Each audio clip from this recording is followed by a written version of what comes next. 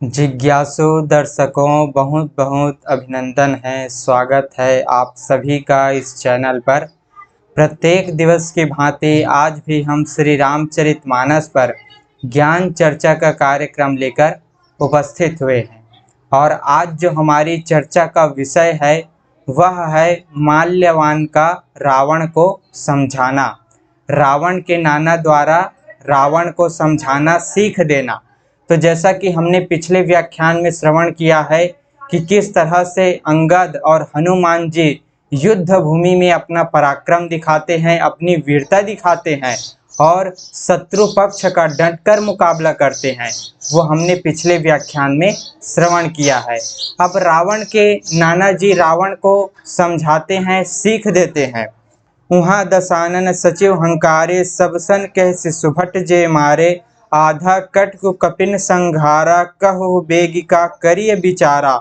वहां लंका में रावण ने मंत्रियों को बुलाया और जो योद्धा मारे गए थे उन सबको सबसे बताया। उसने कहा, वानरों ने आधी सेना का संहार कर दिया, अब शीघ्र बताओ क्या विचार करना चाहिए, क्या किया जाए। इस तरीके से रावण अपनी सभा बुलाते हैं, सब मंत्रियों को बुलाते हैं और जो योद्धा युद्ध भूमि में मारे गए थे उन सब के बारे में विचार करते हैं कि हमारे इतने सारे योद्धा मारे जा चुके हैं, अब क्या विचार किया जाए, अब आगे क्या किया जाए। इस तरह से रावण अपने मंत्रियों से सलाह लेते हैं। माल्यवांत अति जरठ निशाचर, रावण मात पिता मंत्री बर, बोला बचन नीति अति पावन, सुनहु तात कछु मोर सिखावन। माल्यवंत नाम का एक अत्यंत बूढ़ा राक्षस था। माल्यवंत नाम का एक बूढ़ा राक्षस था। वह रावण की माता का पिता अर्थात उसका नाना था। रावण का नाना था माल्यवंत और श्रेष्ठ मंत्री था। वह अत्यंत पवित्र नीति के वचन बोला, हे तात कुछ मेरी सीख भी सुनो। रावण के नाना माल्यवंत बोलते हैं कि हे तात कुछ मेरी भी सीख सुनो, कुछ मेरी बात को भी सुनो। इस तरीके से माल्यवान कहता है रावण से, जब से तुम सीता को हर लाए हो तब से इतने अपशकुन हो रहे हैं। रावण के नाना जी रावण को समझाते हुए कहते हैं कि जब से तुमने सीता को हर लाया है तब से ये सारे अपशकुन हो रहे हैं जो वर्णन नहीं किए जा सकते। वेद पुराणों ने जिनका यश गाया है उन श्री राम से विमुख होकर किसी ने सुख नहीं पाया। उस श्री रामचंद्र जी से विमुख होकर किसी ने सुख नहीं पाया। वेद पुराण जिनका यश गाया करते हैं उनसे विमुख होकर, उनसे द्रोह करके आज तक कोई सुख नहीं पाया है। इस तरीके से माल्यवंत जी रावण को समझाते हुए कहते हैं, हिरण्याक्ष भ्राता सहित मधुकैटभ बलवान, जहि मारे सोई अवतरेव कृपा सिंधु भगवान। भाई हिरण्यकश्यप सहित हिरण्याक्ष को और बलवान मधुकैटभ को जिन्होंने मारा था वे ही कृपा के समुद्र भगवान राम रूप से अवतरित हुए हैं। माल्यवंत जी समझाते हुए कहते हैं रावण से कि हिरण्यकश्यप सहित हिरण्याक्ष को जिसने मारा, मधु और कैटभ नाम के राक्षस को जिसने मारा, वे ही भगवान जो है, वे ही कृपा के समुद्र भगवान राम रूप में अवतरित हुए हैं, राम के रूप में अवतार लिए हैं। काल रूप खलबन दहन गुनाघर घन बोध, शिव बिरंच जिहि से वही तासो कवन विरोध। जो काल स्वरूप है, दुष्टों के समूह रूपी वन के भस्म करने वाले हैं, गुणों के धाम और ज्ञान घन है, जो काल स्वरूप है, दुष्टों के समूह रूपी वन के भस्म करने वाले, दुष्ट लोग जो है वन के समान है और उन वन को नष्ट करने वाले, भस्म करने वाले अग्नि के समान है। प्रभु श्री रामचंद्र जी गुणों के धाम हैं और ज्ञान घन है, एवं शिव जी और ब्रह्मा जी भी जिनकी सेवा करते हैं उनसे वैर कैसा। इस तरीके से रावण के नाना जी रावण को समझाते हुए कहते हैं, जिनका भजन ब्रह्मा जी शिव जी भी करते हैं, जो दुष्टों के समूह रूपी वन को भस्म करने वाले हैं, अग्नि के समान उनको भस्म करने वाले हैं, जो काल स्वरूप हैं अर्थात जिनकी प्रेरणा से ही ये काल चलता है, ये काल भी जिनके हाथों में है, तीनों काल जिनके हाथों में है, वे ही प्रभु श्री रामचंद्र जी उनसे वैर कैसे करते हो, उनसे वैर मत करो। इस तरीके से माल्यवंत रावण को समझाते हैं कि उनसे वैर मत करो। परिहरि बयरु देहु बै देहि भजहु कृपा निधि परम सनेहि ताके बचन बान समलागे करिया मुँह कर जारी अभागे।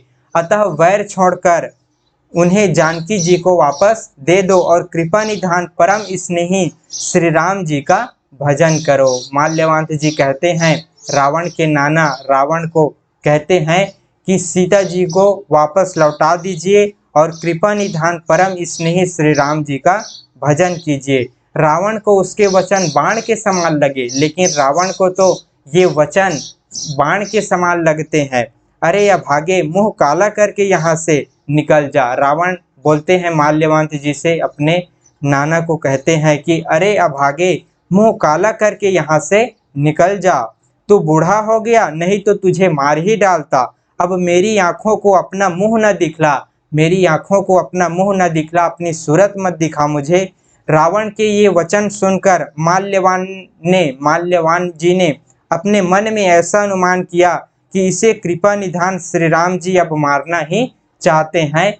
अब श्री राम जी के हाथों इनका वध होना ही लिखा हुआ है। इस तरीके से माल्यवान जी विचार करते हैं कि अब इनका काल आ गया है, प्रभु श्री रामचंद्र जी के हाथों ही इनकी मृत्यु होगी। इस तरीके से माल्यवान विचार करते हैं। रावण उनसे कहते हैं कि तू यहाँ से निकल जा, तू अपनी सूरत मत दिखा मुझे, तुरंत ही यहाँ से निकल जा, अपनी मेरी आंखों को अपना मुंह मत दिखला। इस तरीके से रावण जो है माल्यवान जी को कह देते हैं, क्रोध में कठोर शब्द कह देते हैं। वह रावण को दुर्वचन कहता हुआ उठकर चला गया। माल्यवान चला जाता है। तब मेघनाद क्रोध पूर्वक बोला, सवेरे मेरी करामात देखना, मैं बहुत कुछ करूँगा, थोड़ा क्या कहूँ, जो कुछ वर्णन करूँगा वो सब थोड़ा ही होगा।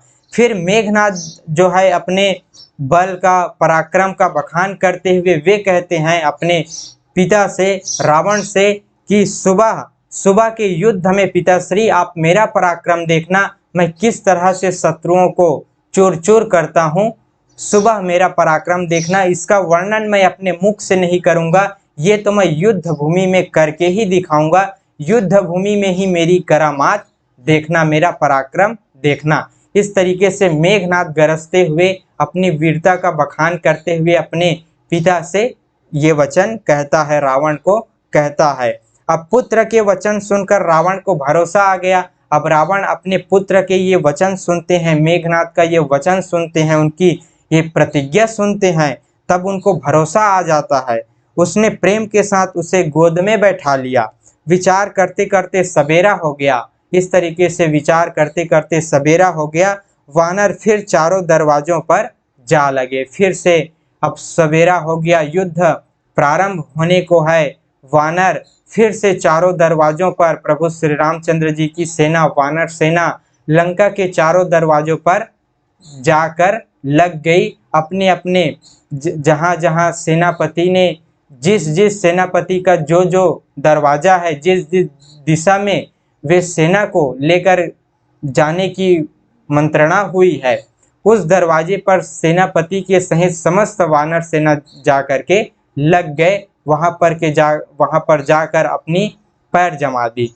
इस तरीके से जो है आज की ये कथा हमने श्रवण किया कि रावण किस तरह से अभिमान के वशीभूत हो चुका है। माल्यवांत जी उनको समझाते हैं, फिर भी रावण उनकी बात को नहीं मानता है, उनकी बात पर कोई विचार नहीं करता, बल्कि उनके पुत्र मेघनाद रावण को और भड़का देते हैं, क्रोध अर्थात उनको और बल देते हैं। रावण का जो पुत्र है मेघनाद, वो रावण को ही बल देते हैं। इससे रावण के अंदर जो अभिमान है वो और भड़क जाता है, जैसे आग में घी डालने के समान हो जाता है। घी आग में जैसे घी डालो तो आग और भड़क जाता है। उसी तरह मेघनाद ने अपने पिता को और बल दे दिया कि पिताश्री मेरा पराक्रम देखना, मैं किस तरीके से शत्रुओं का सामना करता हूँ, आप सवेरा होते ही मेरा पराक्रम देखना। इस तरीके से मेघनाद जो है कहता है। अब मेघनाद जी जो है युद्ध के लिए जाएंगे, युद्ध भूमि में जाएंगे। वो हम अगले की व्याख्यान में श्रवण करेंगे। अब सवेरा का समय हो चुका है। युद्ध के नियम अनुसार सभी वानर सेना अपने अपने चारों दरवाजों पर आकर टिक चुके हैं, अपने चारों दरवाजों पर आकर के अपना स्थान जो है ग्रहण कर लिए हैं, क्योंकि अब युद्ध शुरू होने वाला है, युद्ध प्रारंभ होने वाला है। तो इस तरीके से माल्यवान द्वारा रावण को बहुत प्रकार से समझाया जाता है, लेकिन रावण मानता नहीं है। अपने अहंकार के वशीभूत, अपने घमंड के वशीभूत रावण को कुछ भी सूझता नहीं।